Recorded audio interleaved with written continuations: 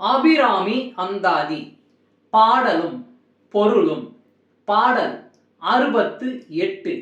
நிலம் வீடு போன்ற செல்வங்கள் பெருக, பாரும் புனலும் கனலும் வெங்காலும் படர் விசும்பும் ஊரும் முருகு சுவையொலி ஊரொலி ஒன்றுபடச் சேரும் தலைவி சிவகாம சுந்தரி சீரடிக்கே சாரும் தவமுடையார் படையாத தனம் இல்லையே. பாரும் புனலும் கனலும் வெங்காலும் படர் விசும்பும் ஊரும் முருகு சுவையொலி ஊரொலி ஒன்றுபடச் சேரும் தலைவி சிவகாம சுந்தரி சீரடிக்கே சாரும் தவமுடையார் படையாத தனம் இல்லையே. பாடலின் பொருள்.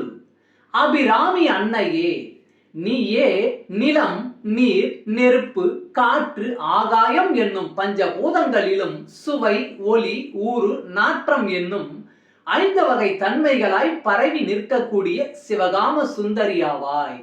உன் சிறிய திருவடிகளை சார்ந்து நிற்கும் பேறு பெற்ற அடியவர்கள் தமக்குரிய செல்வமாய் இந்த உலகில் பெறாதவை எதுவும் இல்லையே.